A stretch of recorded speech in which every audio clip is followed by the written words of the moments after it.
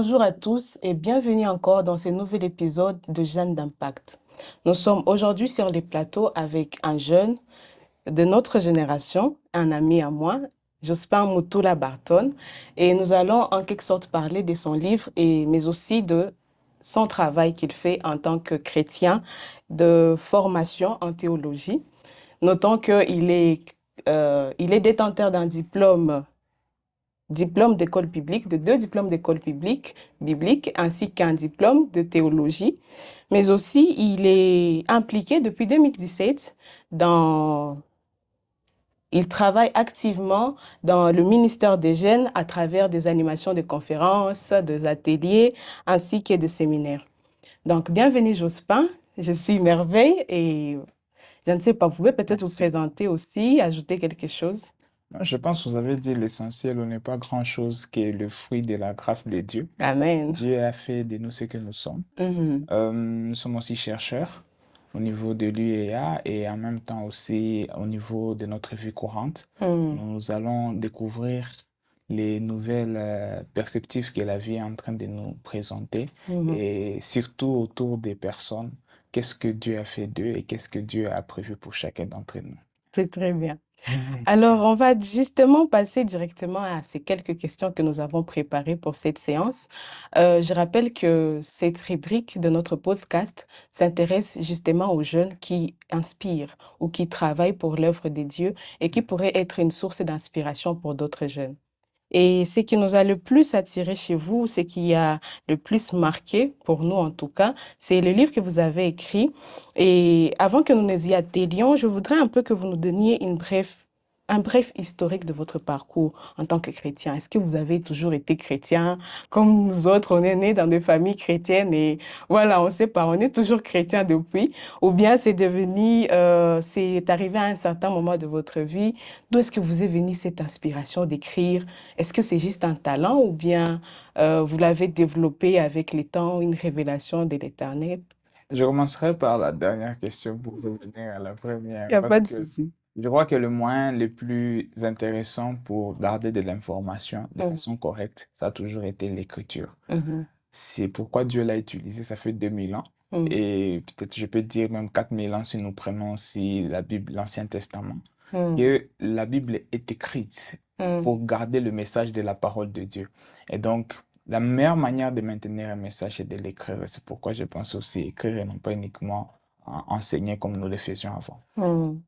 Bref, historique de mon parcours. Moi, je suis fils de pasteur. Mon père, c'est le pasteur Barton Ah Boussine. Oui, oui. bon, je ne savais pas cette partie-là. Et je peux dire, je suis d'une lignée de pasteurs parce que mon grand-père est aussi Mhm. pasteur. Ah, Et il est Nganga Mudekere, il est reconnu à l'église Sayuni. mhm. Et donc, j'ai été un peu l'héritier de cette culture chrétienne. Mhm. À l'âge de 11 ans, je voulais déjà me faire baptiser, mais la CEPAC ne permet pas ça. Ah bon? Et vous savez ils m'ont dit qu'il fallait d'abord que mon frère se baptise avant moi. Heureusement.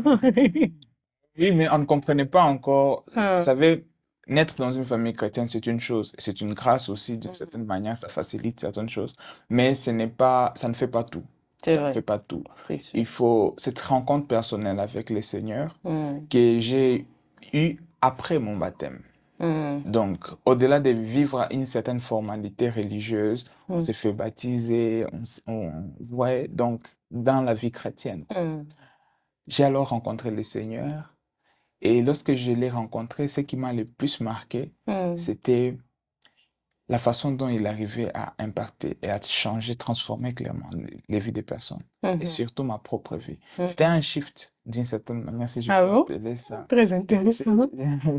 J'étais un jeune comme tous les jeunes qui a connu le monde, qui a connu euh, tout ce que la jeunesse a à Vous offrir. avez fait de la musique. Oui, j'aimais Ah Jackson. bon?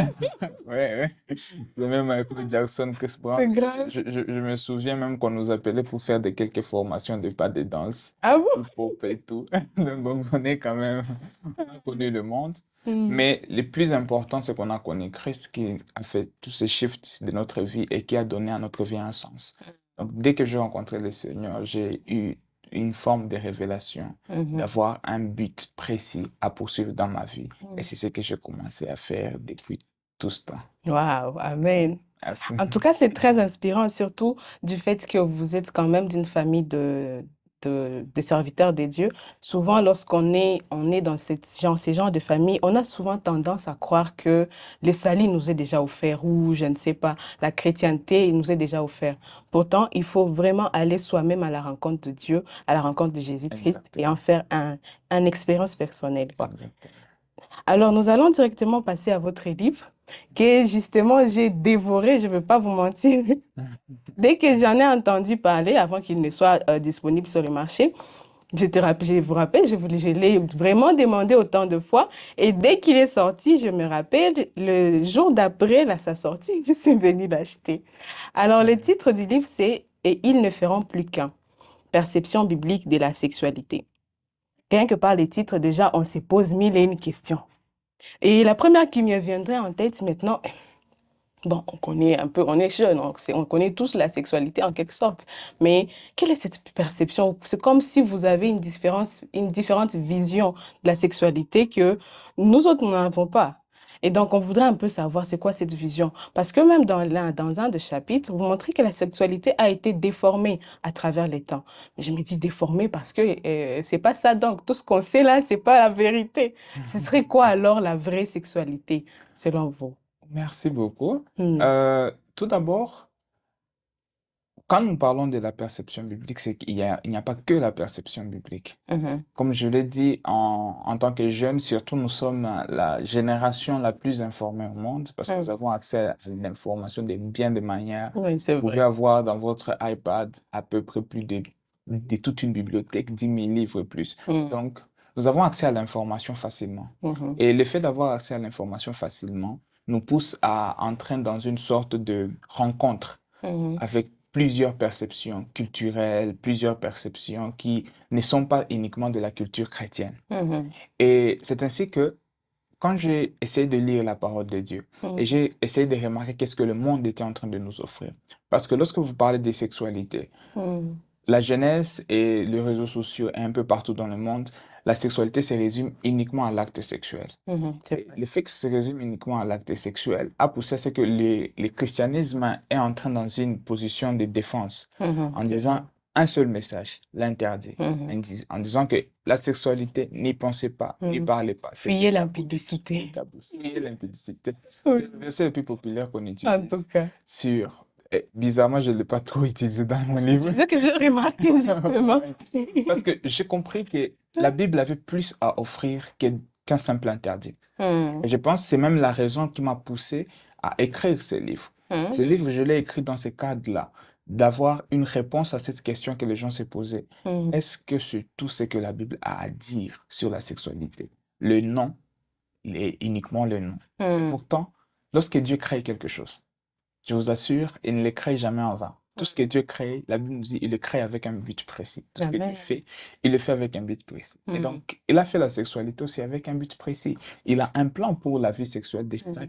personne que nous sommes. Mhm. Je crois que avec cette perspective-là, c'est ce que je suis parti découvrir. Je Mhm. suis venu pour apprendre qu'est-ce que la Bible a à nous offrir et Mhm. plus. Quel est le message du plan divin autour de la question de la sexualité. Et je Mhm. vous assure, j'en ai même aussi des surprises. Ah oui, ah oui. En tout cas, lorsqu'on lit le livre, je me suis dit, ah, il y a ça dans la sexualité. Il y a ça. Exactement. Mais dites-nous en plus, qu'est-ce qu'il y a justement, même un tout petit peu pour donner un peu plus de goût au public et les allécher qu'ils aient un peu envie de lire quand même, parce que je vous les recommande fortement. Oui, oui. Mhm. Euh, tout part d'un mot. Mhm. C'était le mot qui a shifté tout, au fait. Mhm. Et c'était le mot connaître, Mhm. simplement. En lisant la Bible, la première fois où la Bible utilise une allusion à la sexualité, on nous dit Adam connut Ève, sa Mhm. femme. Ouais, dans Genèse. Et ça, c'était dans Genèse 4. Mhm. Et c'est intéressant de savoir qu'est-ce que ce mot veut dire. Mhm. Pourquoi? Parce que quand nous allons à la découverte, pourquoi est-ce que la Bible a utilisé le mot connaître Exactement. spécifiquement? Mhm. Pourtant, il y a d'autres mots. Mhm. Certains auraient dit, comme nous le faisons souvent à l'église, non, c'est par pudicité. Donc, Mhm. je vais éviter de dire les mots par... Mais Mhm. pourtant, la Bible ne fait jamais Appelez les chats un mention. chat. La Bible ne fait jamais mention de ça, parce que quand la Bible veut parler de quelque chose, ça le parle de façon la plus claire possible. La C'est Bible vrai. parle d'homosexualité, la Bible parle de prostitution. Je ne pense pas qu'elle a de nudité même aussi. Donc la Bible n'a jamais utilisé des mots pour cacher d'autres réalités. Quand la Bible utilise un mot, c'est que ces mots portent un sens bien précis. Et lorsque nous allons à la découverte de ces mots, le mot connaître en hébreu qui est yada veut tout simplement nous appeler à une forme d'intimité. Ce n'est pas une connaissance intellectuelle au fait, c'est une connaissance profonde, une connaissance relationnelle. Lorsque par exemple Dieu dit qu'il connaît la douleur que traverse son peuple en Israël, c'est pas qu'il en a l'information parce qu'ils ont prié. Non, c'est que la même douleur qu'ils sont en train de vivre, Il la il la ressent. ressent lui aussi. Une expérience. Il expérimente ça. Oui. Et c'est ce qu'il est en train de nous appeler quand il dit Adam connaît Ève, sa femme. Donc, il y a cette connaissance profonde, intime, qui vient combler un vide, au fait. Parce qu'il y a un vide que chacun d'entre nous possède. Ce vide-là, c'est besoin d'intimité. Pourquoi? Et ça commence d'abord dès la création. La Bible a déjà présenté cela dans Genèse 2:18. La Bible nous dit, et il n'est pas bon que l'homme soit seul. Ouais, donc c'est déjà un constat. Oui, il y a Et déjà un pourtant, besoin exprimé. un besoin réel. Oui, Et pourtant, ce besoin, nous sommes le plus seuls de plus en plus dans notre société, c'est vrai. malgré que nous sommes entourés. Je crois que nous avons le plus d'amis au monde. C'est que Facebook nous a fait croire. Nous créons des comptes avec des milliers d'amis. Et Pourtant, on se sent seul. on se sent seul. Cette solitude profonde du fait que personne ne me connaît tel que je suis. Et nous n'arrivons qu'à vivre qu'à travers des masques. Les gens portent des masques pour présenter la meilleure version d'eux-mêmes.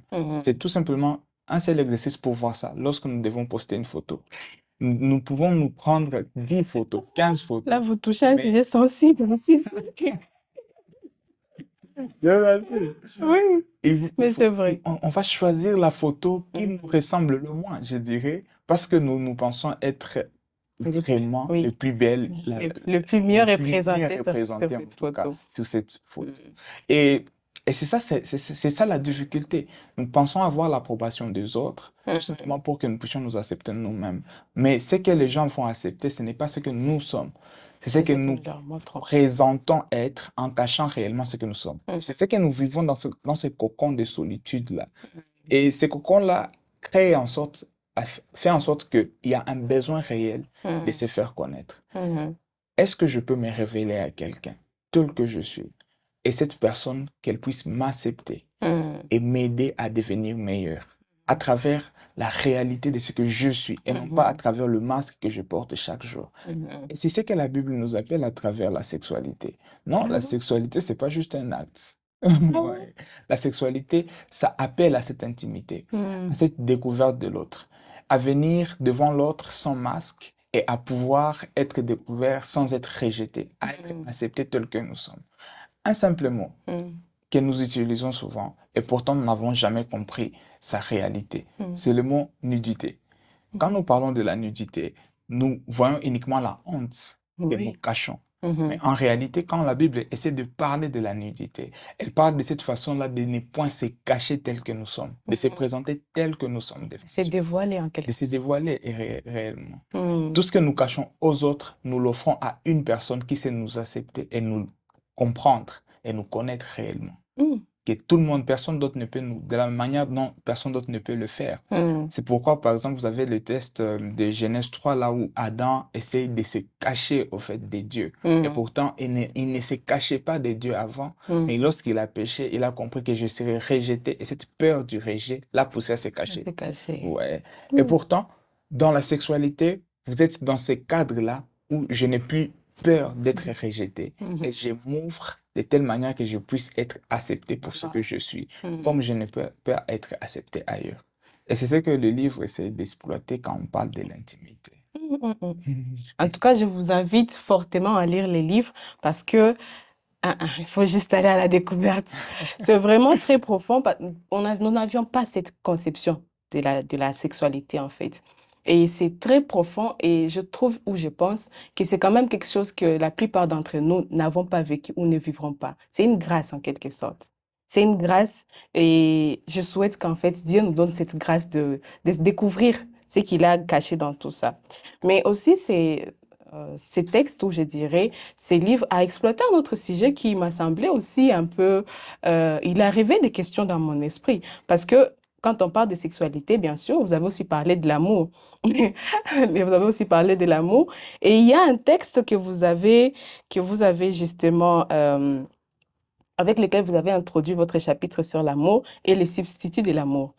Je vais lire les textes pour que vous puissiez quand même comprendre de quoi je parle. Exactement. Alors, je cite, nous avons tous entendu la phrase magique « je t'aime ». Cependant, il ne faut pas croire que toutes les déclarations d'amour ont la même signification. Il est possible de voir deux personnes se dire la même phrase, mais si elles ont des perceptions différentes de l'amour, elles peuvent être incapables de rester ensemble. Le fait de ne pas partager la même perception de l'amour nous pousse souvent à croire que l'autre ne nous aime pas, alors que ce n'est pas le cas. En réalité, nous ne voyons pas l'amour de la même façon. Selon nos perceptions différentes, nos preuves, nos signes et nos gestes d'amour peuvent être très différents. C'est un début qui m'a dit waouh. Donc tout ce qu'on connaissait là, c'était pas vrai, c'est pas ça l'amour.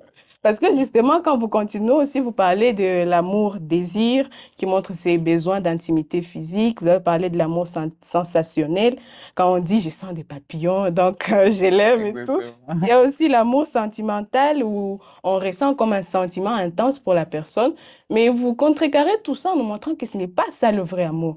Mais alors, c'est quoi le vrai amour? Donc, tout ce que nous vivons là, c'est pas le vrai amour. C'est quoi justement le véritable amour pour vous? Avant de parler du véritable, il faut d'abord démystifier le faux. Il faut Mhm. le révéler parce que le faux est plus populaire, en C'est fait. vrai. Ouais.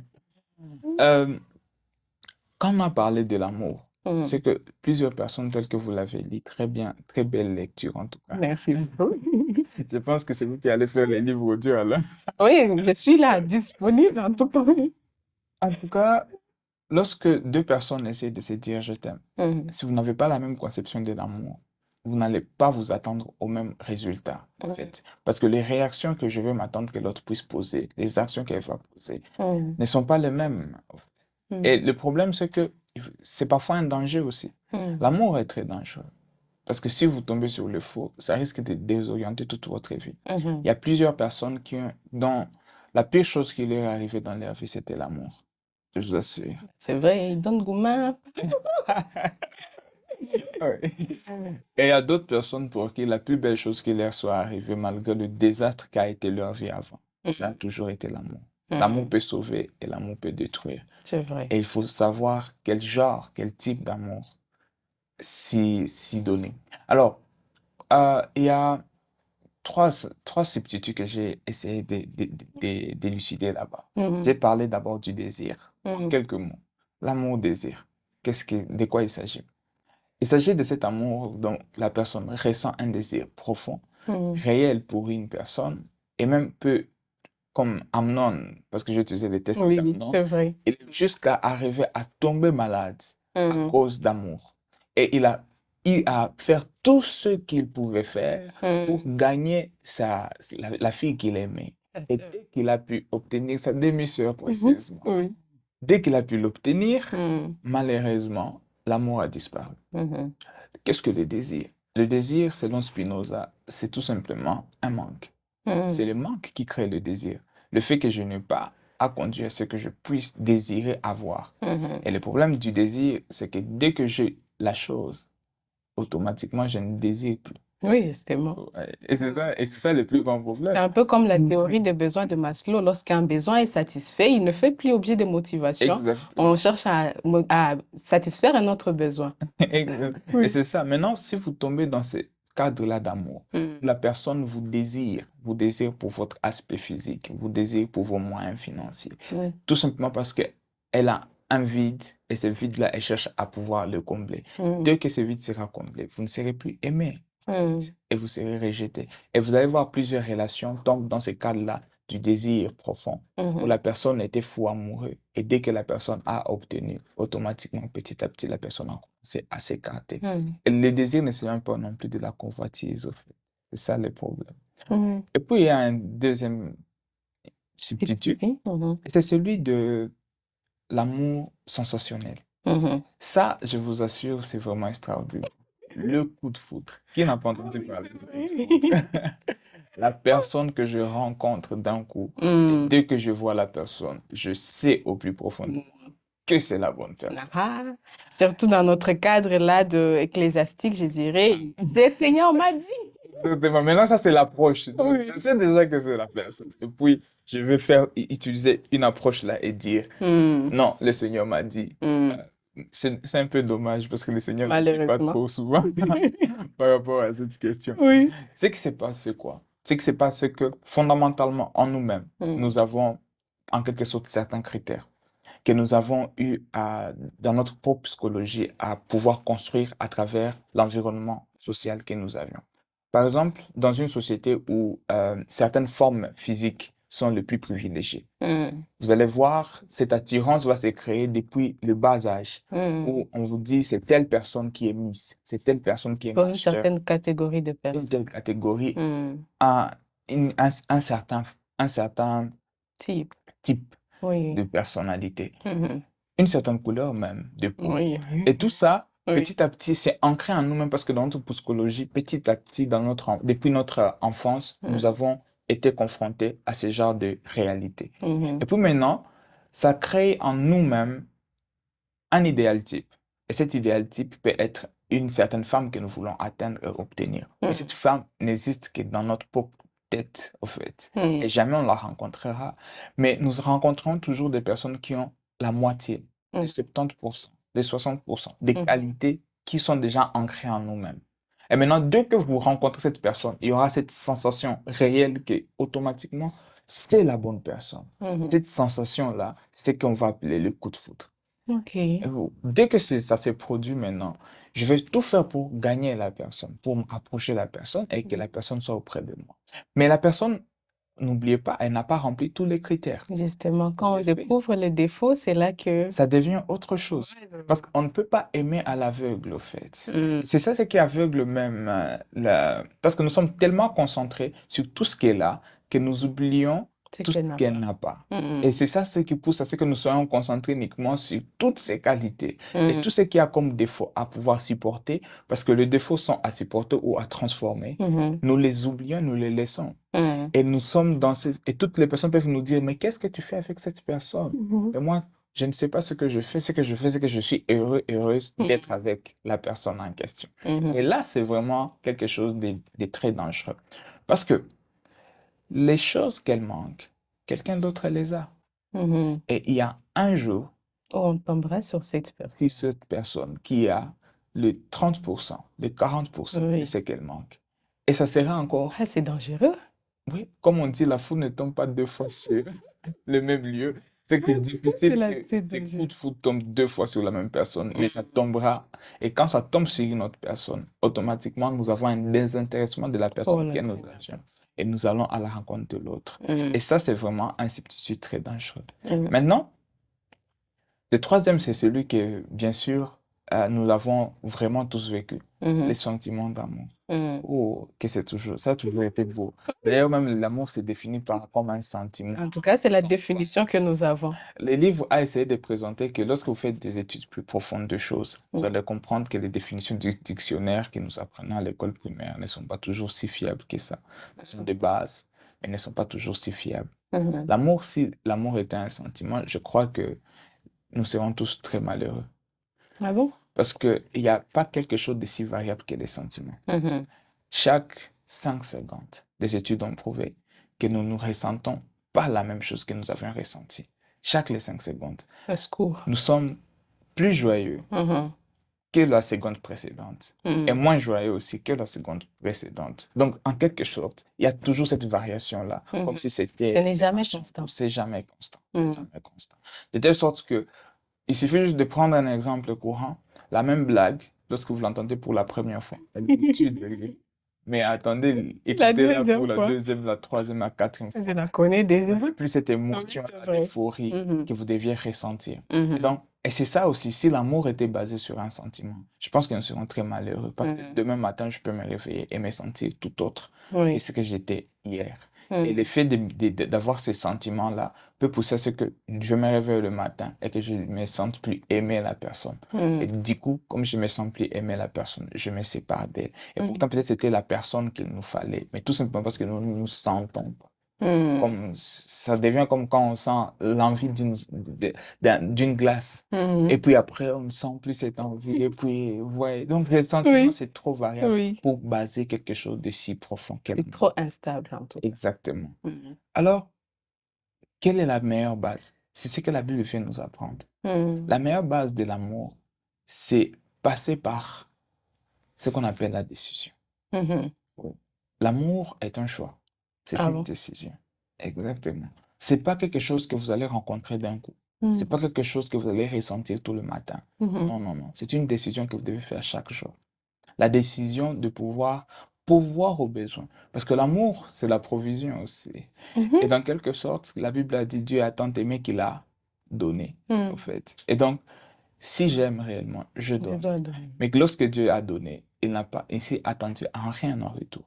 Et c'est ce qui nous permet de construire une définition réelle de l'amour, qui Mhm. est la définition de savoir que l'amour est une décision de Mm. pouvoir offrir à l'autre tous les besoins Mm. sans s'attendre à rien en retour. Ah. Et là, ça devient un grand C'est défi. grave parce que les jeunes d'aujourd'hui te diront la réciprocité. Tant qu'il n'y a pas réciprocité, Il n'y a il pas, y a pas parce de que relation. l'amour est conçu comme un échange économique. Mm. Je sais, en Swahili, on appelle ça du donnant-donnant. Oui, oui. Donc, je te donne, tu me donnes. Et Oui, si tu ne me donnes exactement. pas, je ne te donnerai plus. Pourtant, c'est pas ce que l'amour est réellement. Mm. Si vous lisez dans 1 Corinthiens 13, j'aime toujours ce chapitre parce que si c'est du donnant-donnant, vous n'allez jamais supporter ce Mm. chapitre. C'est Parce que vrai. l'amour C'est vraiment ne profond. cherche pas son intérêt. Mm. Et lorsque nous donnons pour attendre quelque chose en retour, c'est que nous cherchons un intérêt Mm. en retour. Et l'amour croit tout. Vous ne pouvez pas tout simplement vous dire que vous allez croire tout Mhm. dans une transaction de donnant-donnant. Non. Non. C'est une décision profonde que vous devez faire. Vous Mm. devez prendre. L'amour pardonne tout. Mhm. L'amour espère tout. Et l'amour supporte tout. Supporte tout. Ah, c'est pas facile, hein. Et lorsque vous comprenez cela, vous allez comprendre que l'amour n'est pas humain. L'amour n'est pas humain. Exactement. Humainement parlant, nous Oui, c'est sommes vrai. des êtres faits des désirs, nous sommes des êtres faits d'égoïsme, nous Mm. sommes presque tous égocentriques, donc d'une certaine manière, Mhm. à un certain pourcentage, certains plus que d'autres, Mm. mais et c'est ce qui empêche à ce que l'amour nous puisse être humain, en fait. Parce qu'à chaque fois que nous allons nous approcher vers quelqu'un, il y aura toujours quelque chose qui nous a attirés, il y Mm. aura toujours quelque chose qui a créé cet intérêt à venir vers la personne. Et Mm. nous attendons toujours à quelque chose en retour de cette personne. Mm. Ce qui nous pousse à comprendre que l'amour devient tout simplement un privilège.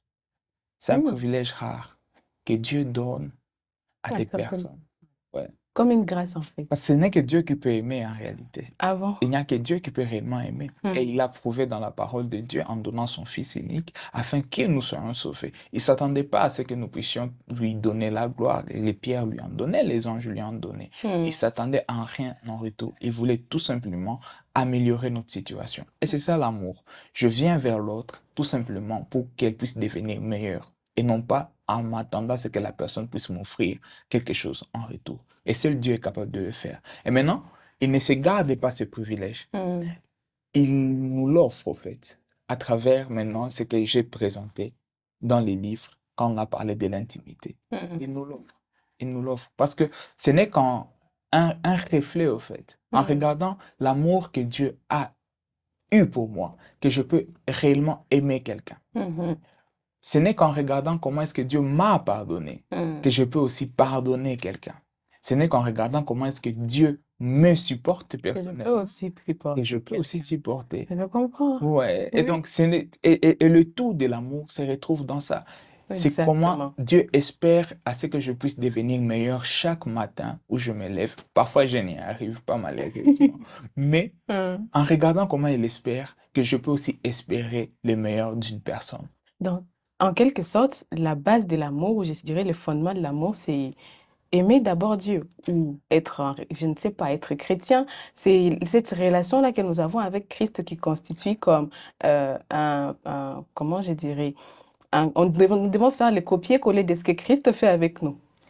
J'aime un texte qui est dans Ephésiens 4 et qui dit exactement ce que tu viens de dire. Ah, Il dit, Marie, aimez vos femmes comme Christ a aimé l'Église. mm, Donc l'amour que nous devons offrir à une autre personne ne peut mm. être que le reflet de l'amour que nous avons reçu de Dieu et qu'il nous a manifesté. Wow. En même temps aussi, même quand nous avons parlé de la sexualité comme une forme d'intimité, à la Mm, découverte, aller à la découverte, à la redécouverte même de l'autre chaque matin. mm, Et ça aussi, ça entre dans ce même cadre. mm. La première personne à pouvoir nous connaître tels que nous sommes et C'est tellement pourtant Dieu. nous accepter, c'est Dieu. Il nous accepte, il nous estime et il nous Mm, valorise tels que nous sommes. Ouais. mm, Et il fait tout pour que nous devenions meilleurs. C'est Dieu qui est cet intime ami que nous mm. pouvons avoir. Maintenant, il partage en fait ses privilèges. Il permet à ce que, à travers l'amour qui est et l'intimité que nous partageons avec lui, que nous puissions la partager aussi avec Avec les quelqu'un autres. d'autre. Voilà. C'est très, très profond, pardon. C'est vraiment, oui, parce que ça permet en fait de comprendre que la base en fait de notre vie, c'est notre relation avec Dieu. C'est de là que nous tirons tout ce que nous pouvons avoir comme, je ne sais pas, toutes les bonnes choses que nous pouvons vivre. C'est de là que nous les tirons. Et même nos comportements, et Mm. même ce que nous allons donner aux autres, il faut d'abord que nous ayons conscience de ce que nous recevons de Dieu pour que nous puissions aussi avoir cette capacité de donner la même chose aux autres. Exactement. Waouh, c'est vraiment ah oui, c'est vraiment une révélation, une conception différente. Nouvelle, je dirais une certaine innovation dans la façon de voir les choses. Mais alors, je me pose la question, est-ce que vous n'avez pas réussi des critiques? Parce que avec tout ce que vous dites là comme vérité, tout ce que vous levez comme équivoque, il y a des gens qui vont se dire, non mais disons, c'est petit, je suis désolée, mais c'est petit, il est en train d'idéaliser les choses. Est-ce qu'il n'y a pas eu vraiment des critiques? Non seulement de la part des jeunes comme nous, mais aussi peut-être de la part des autres personnes plus âgées qui se sont dit, non, ça ne marche pas, il faudrait qu'on lui mette de bâtons dans les roues. Comment vous avez fait pour, je ne sais pas, dépasser tout cela, passer outre toutes ces obstacles que vous avez pu rencontrer? Des critiques, nous en avons toujours. Mhm. Nous en avons toujours. Les critiques qui font le plus mal, c'est les critiques des gens qui ne vous connaissent même pas. Et moi, j'en ai fait l'objet. Ah, c'est sûr, J'en ai fait l'objet c'est sûr. des gens qui n'avaient même pas encore lu les livres, mais qui s'étaient déjà fait une idée sur les livres. Mhm. Le vernissage avait réuni à peu près 600 personnes. C'était dans la grande salle du collège Oui, je Al-Fajiri. m'en rappelle. Tous les billets étaient terminés avant les temps. Et même, on a pu faire entrer d'autres personnes qui avaient payé les billets sur place. Mhm. Alors, euh, la chose qui m'a le plus surpris, Mhm. c'est que chaque personne qui traversait cette porte pour entrer dans la salle savait déjà quoi s'attendre sur la sexualité, quand on Mhm. parlait de la perception biblique de la sexualité.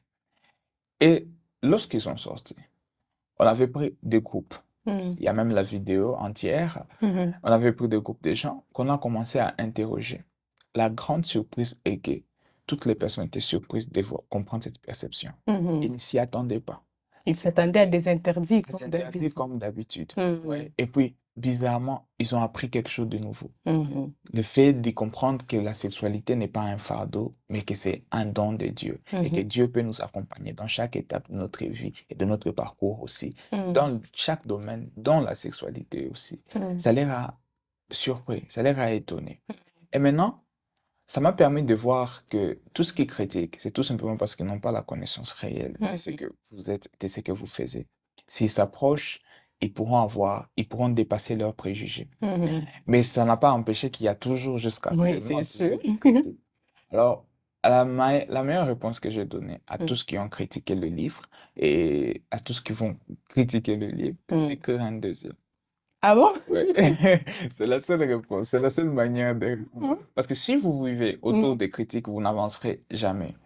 Regardez plutôt les quelques personnes qui Mhm. ont été bénies par ce que vous faites et qui ne seraient pas bénies Il si y en vous a eu aviez quand même. arrêté.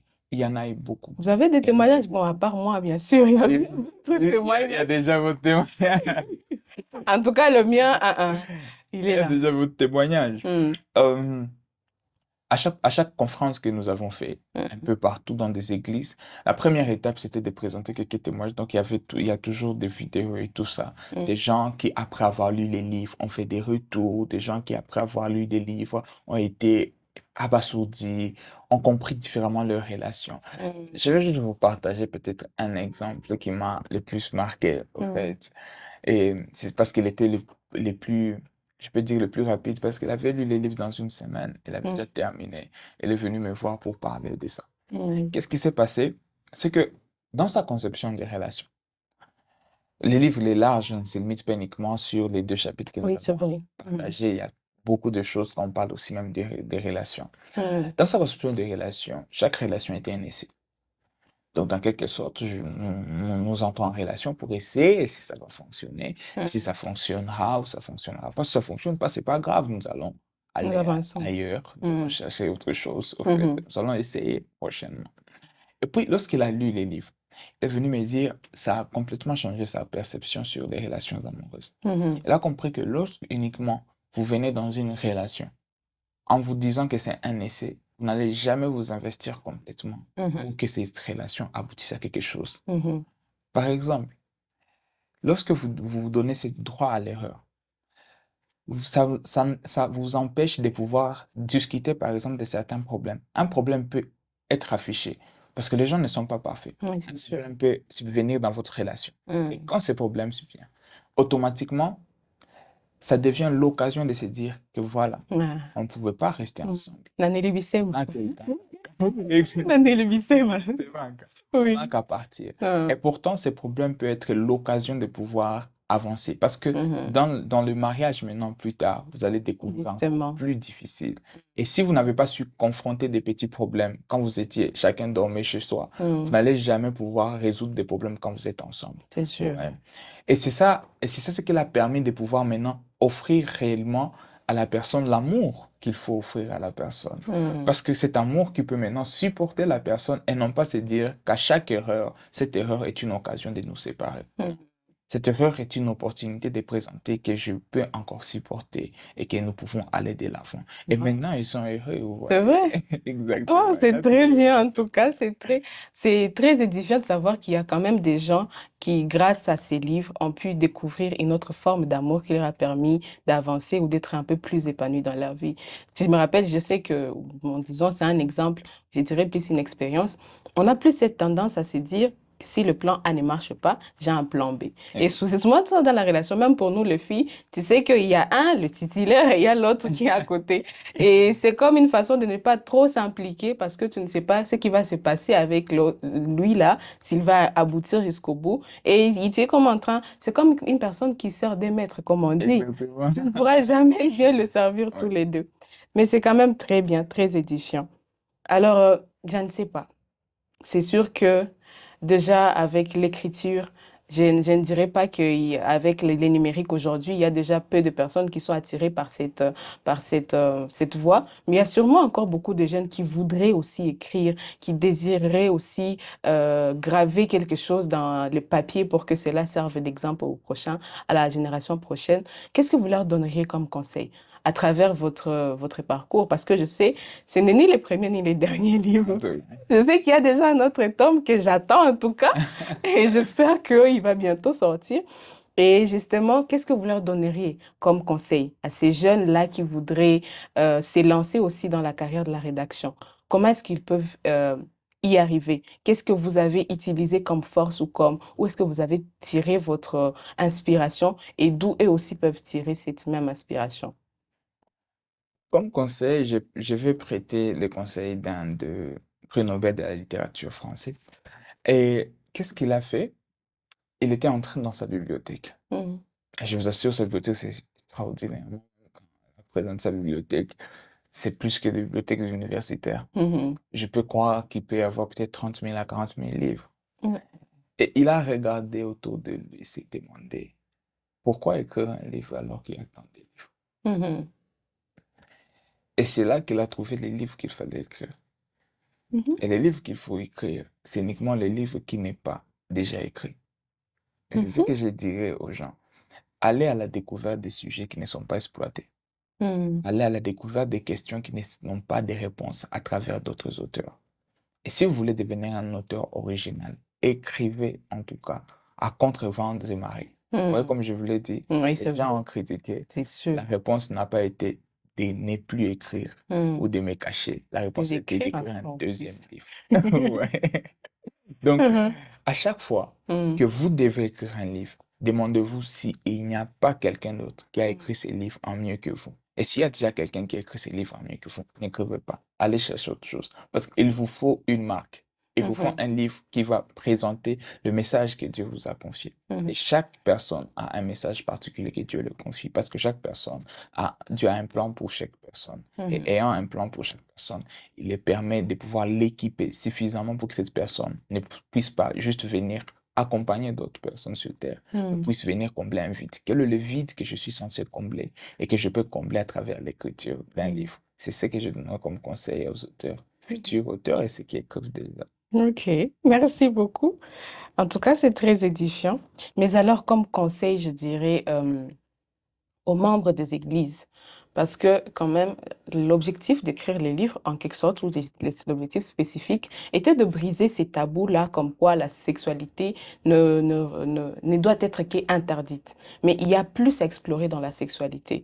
Alors, dans nos églises, souvent, surtout dans nos églises pentecôtistes, on a cette tendance-là à tabouliser, je suis désolée si le mot n'existait pas, à tabouliser les choses, à montrer que non, c'est un sujet qu'il ne faut pas aborder. Pourtant, par le fait de ne pas l'aborder, c'est là que nous poussons alors les jeunes à aller découvrir par eux-mêmes et à tomber dans tous ces substituts que vous nous avez donnés là.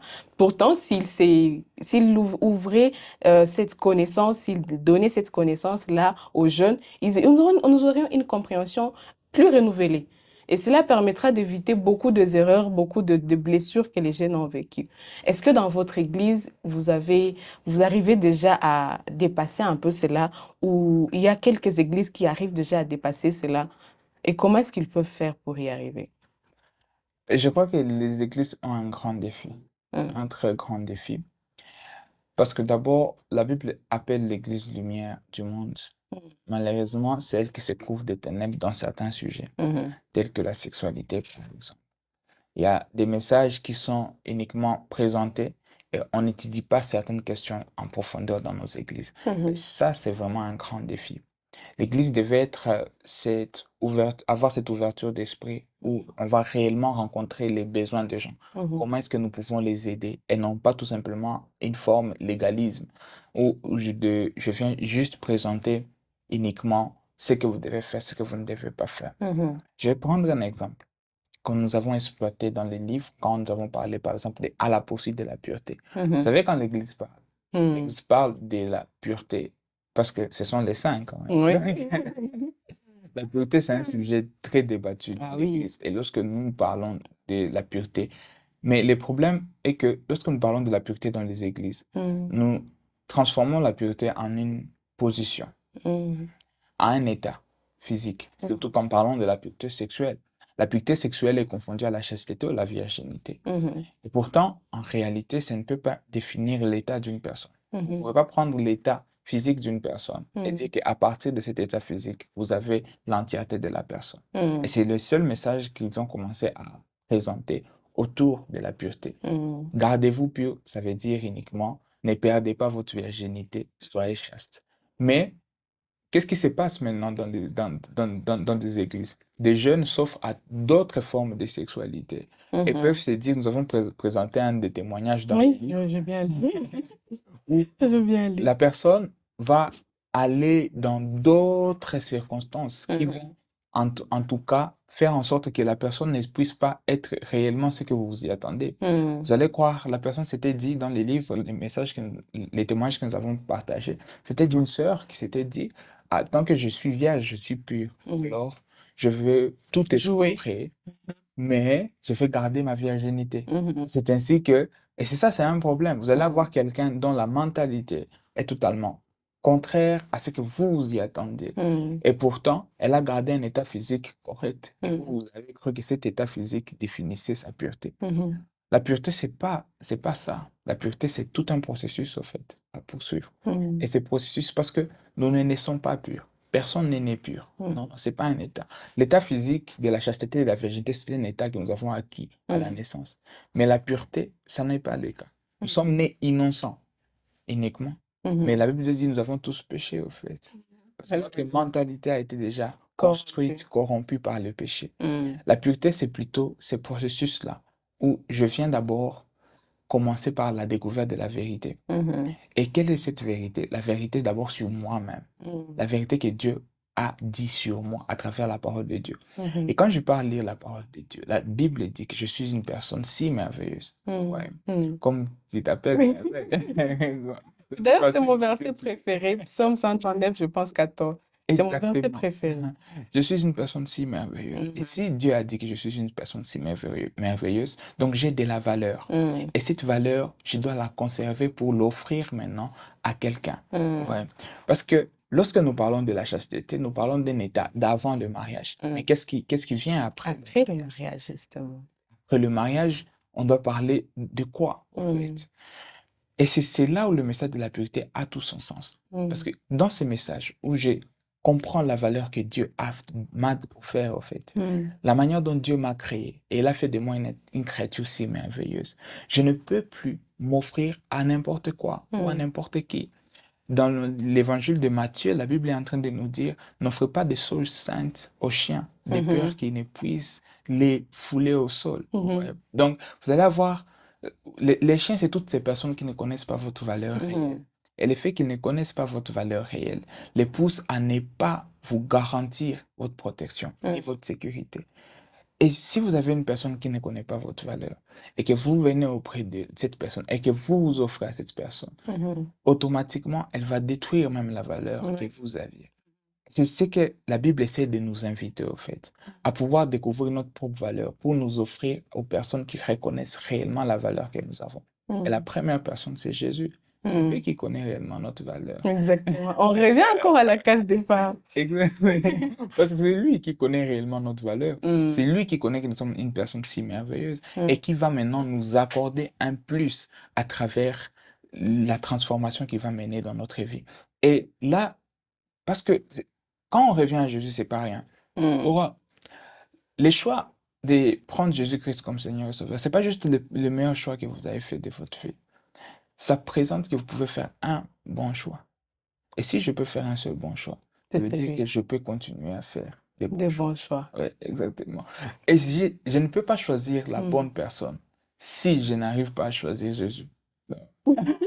Ah bon? Non, c'est carrément exactement ça. Je dois d'abord arriver à faire le meilleur choix que je puisse faire, celui de faire le choix de choisir Jésus-Christ dans ma vie, pour arriver à prendre une bonne décision, pour prendre la personne qui va savoir me valoriser et me reconnaître tel que je suis, pas tel que je suis uniquement, tel que le Seigneur m'a fait. Ouais. C'est un peu ce que je peux dire. Il y a encore tant de choses à élargir. Il y a encore beaucoup de choses. On comprend que c'est quand même un sujet tellement profond. Et tout ce que je pourrais faire, c'est inviter en fait notre public à aller découvrir le livre. Parce que ça nous porte à comprendre différemment les choses. À ne pas se limiter à tout ce qui est superficiel. Parce que lorsqu'on lirait juste les titres, on se dit, ah, il va encore parler de... En plus de Jeanne, il va encore parler de... Mais quand on va lire, on comprend que c'est tellement profond que ça nous ramène encore jusqu'à notre relation avec Jésus-Christ. C'est tout simplement une pure bénédiction.